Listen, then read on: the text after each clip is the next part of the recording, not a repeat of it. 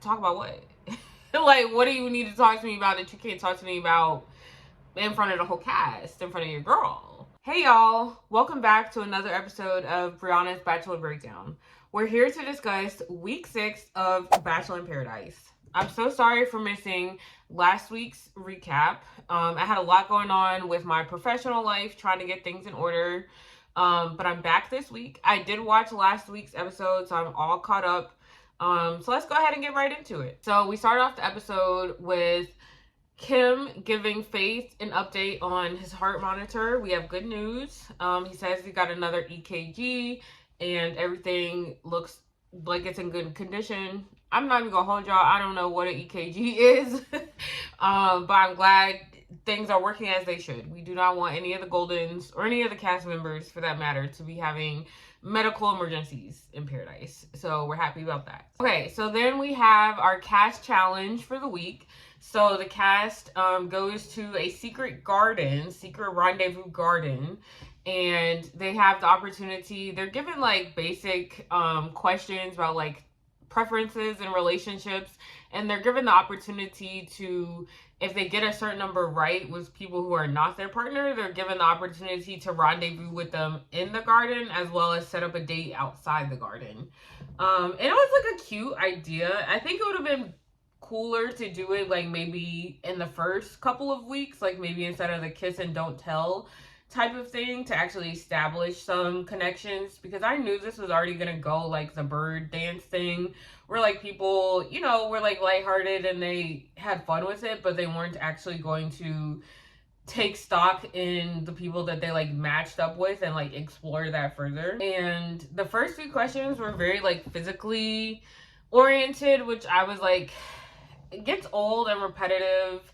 So I was like not a super fan of those. They did have some more normal questions, such as like, how do you like to unwind after a long day?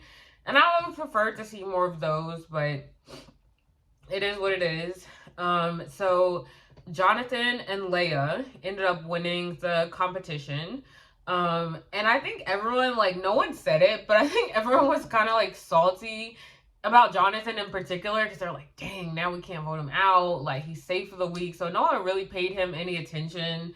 But I think he would have been on the chopping block had he not won, because I think everyone's kind of frustrated that he's skated along this far without making any actual romantic connections. So after their win, Jonathan and Lea do take the time to kind of like debrief on the status of their relationship and rehash what went down the previous night when Lea confronted Jonathan about hearing that he didn't have romantic feelings for her or was not open to that progressing. And I actually really appreciated this conversation. I felt like Lea was coming, I felt like they both were coming at it from a stance of wanting to preserve their friendship that they seemingly already had like prior to the show.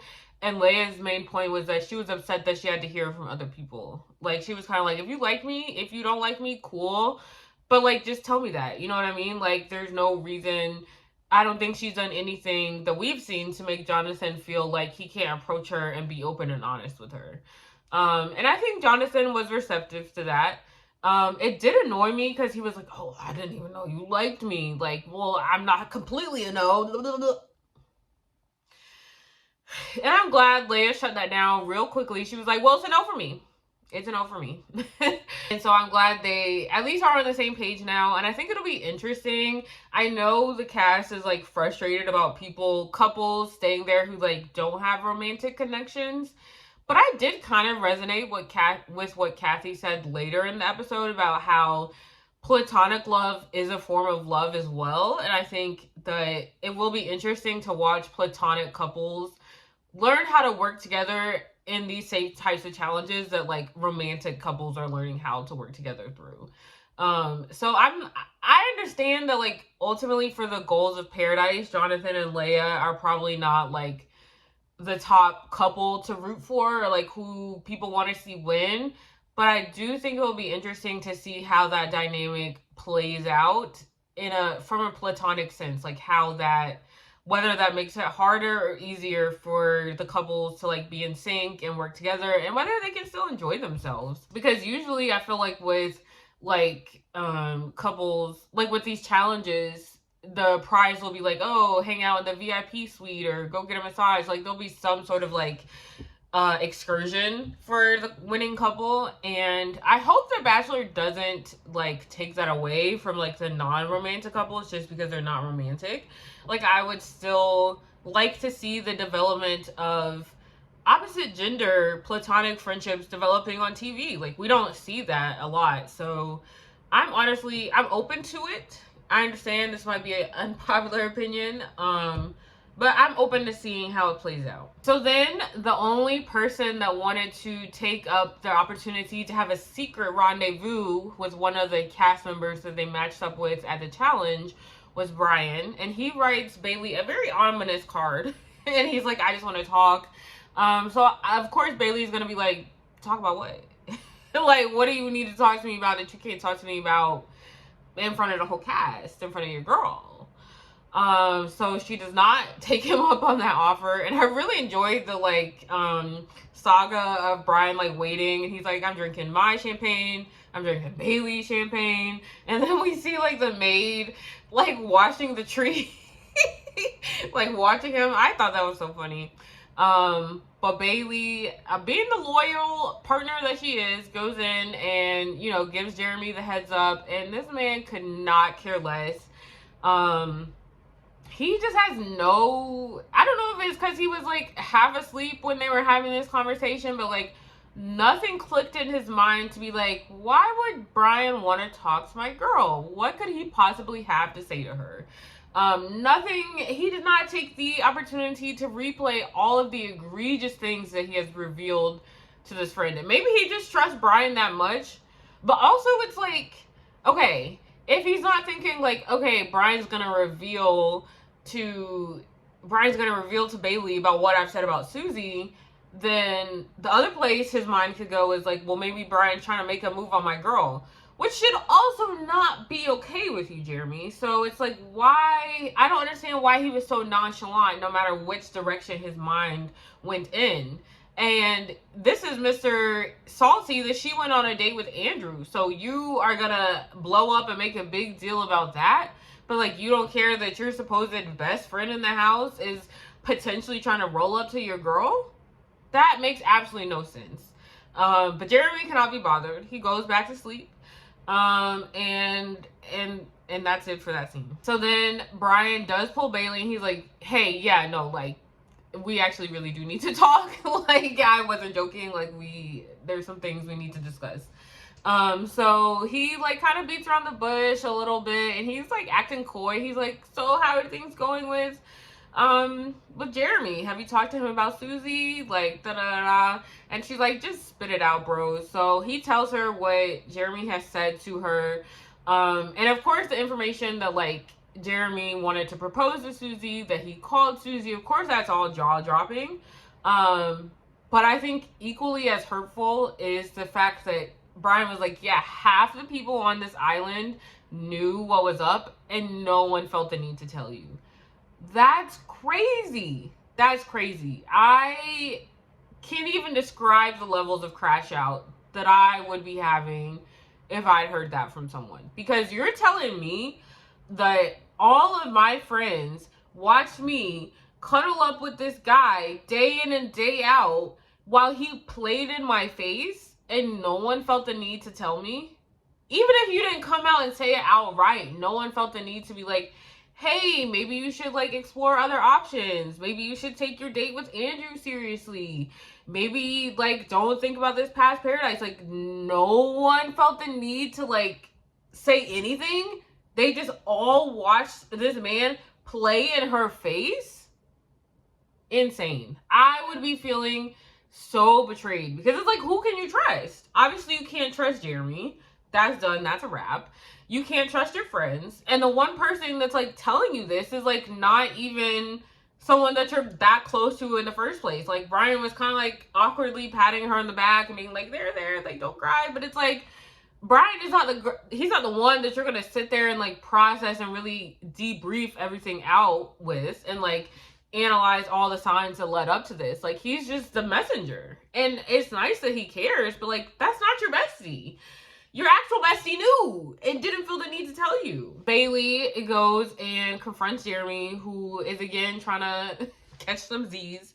And I was really excited for this moment. I don't know why, because it was very lackluster.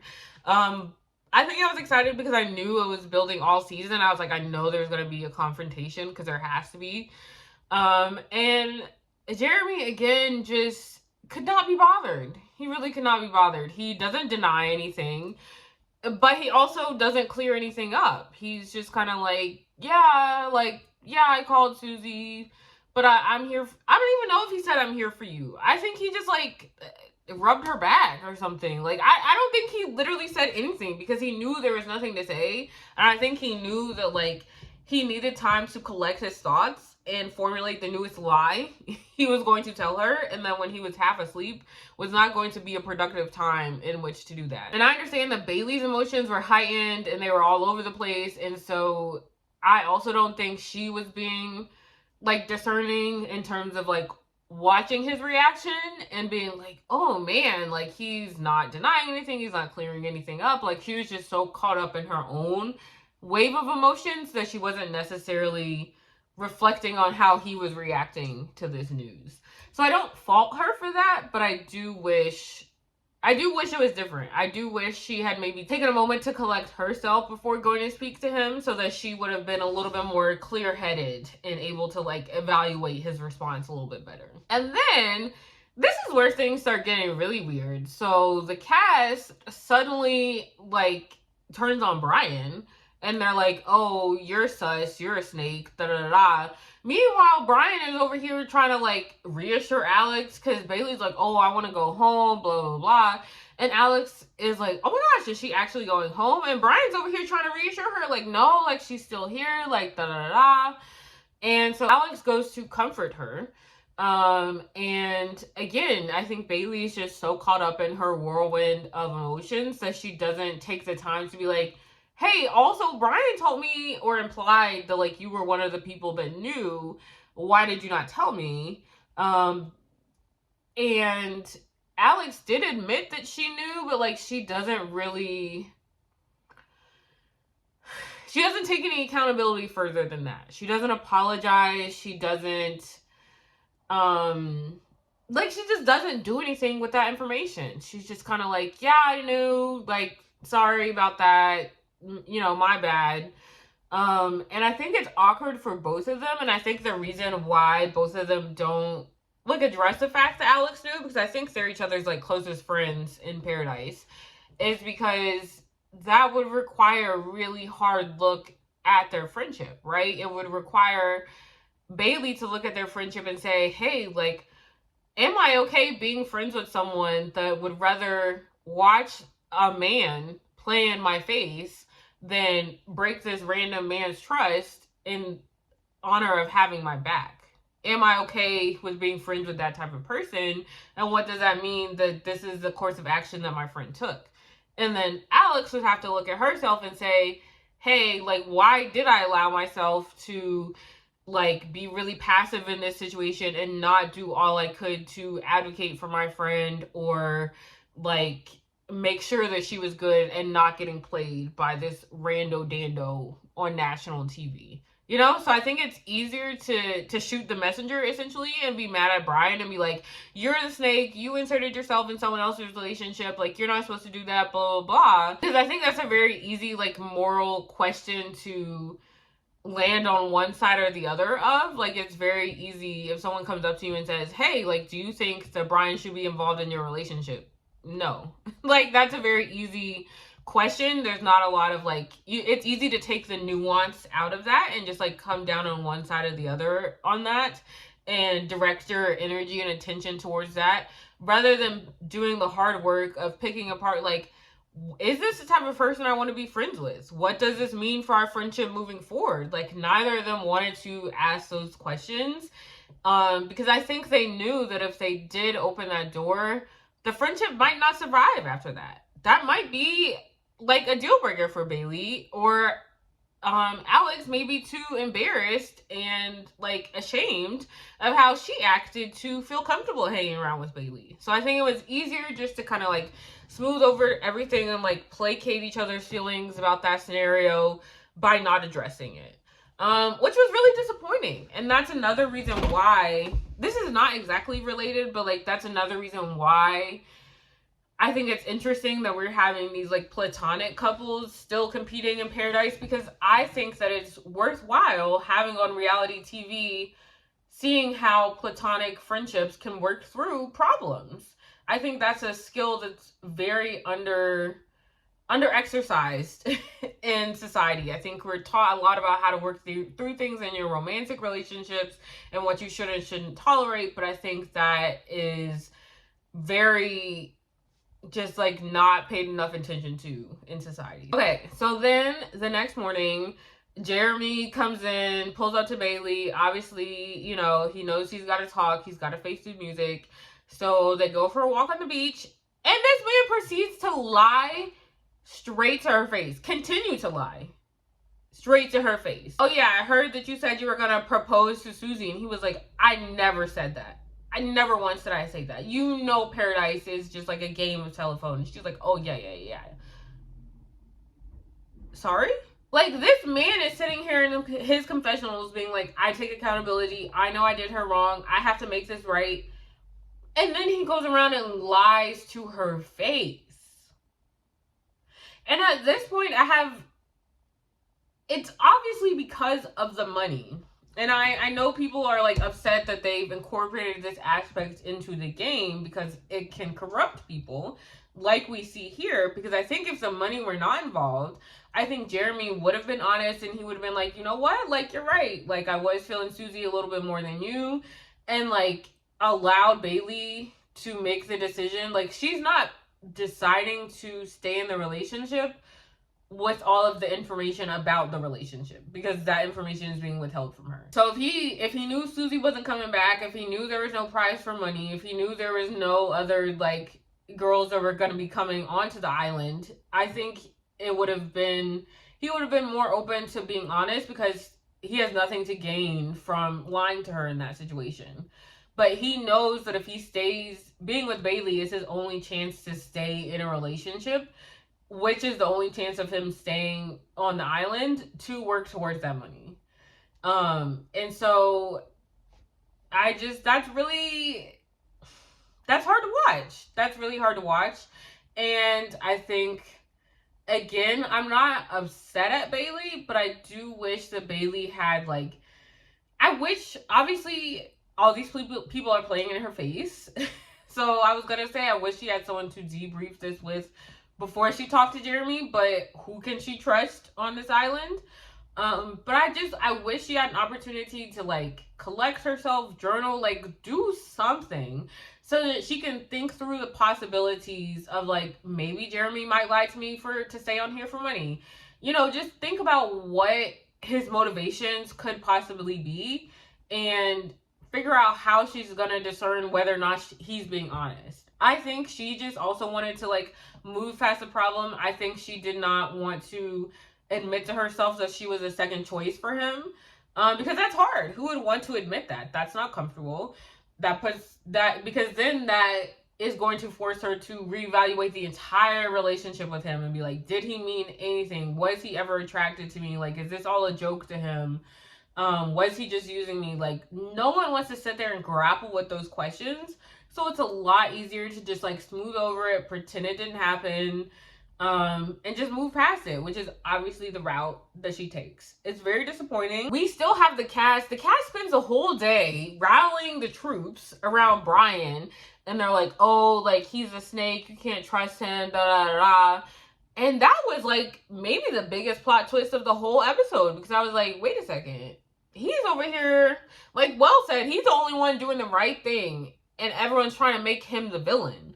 But what I think, the reason why I think this is happening is because I think they're projecting their guilt. I think they all realize, hey, we all knew this information. We knew that Jermy was playing in Bailey's face, and we didn't say anything. Brian was the only one that had the guts to go and tell Bailey this information that we all collectively kept from her. So it's easier for us to like turn on him and paint him out to be the bad guy that like meddled in someone's relationship and broke bro code, rather than to take some internal reflection and accountability and say, why did I allow myself, like, why was I not the Brian in this situation? Why did I not speak up for this girl that's getting played? It's easier for them to just like to make Brian the bad guy. And Parisa is just collateral damage, or it looks like she's gonna be. So that was really infuriating to watch. And I couldn't help but think, like, as I was watching everything play out, I couldn't help but think, like, I wonder how the cast members feel about this all as they're watching it back. Like, do they watch it back and they still stand by their decision? Or are they watching it back and being like, you know what? That was kind of foolish of me. Brian did not do anything wrong. And, like, I regret how I behaved. I really wonder about that. And then we go into the rose ceremony, and the votes are kind of split between Kim and Brian for which guy is not going to be able to hand out a rose. I don't even know where this urge came from Kim. I know Kathy is trying to lead a campaign against him because she says that he's a ladies' man or whatever. It wasn't really clear where the motivation to vote him out came from the younger half of the cast. But Kim is the one that gets voted out, and I'm sad to see him go because he was my favorite Golden. But also I'm more happy than sad because, again, Brian didn't do anything wrong, and I think he deserved to stay for another week. So that's where we end things. Thanks so much for watching, y'all. I'll catch y'all back here next week.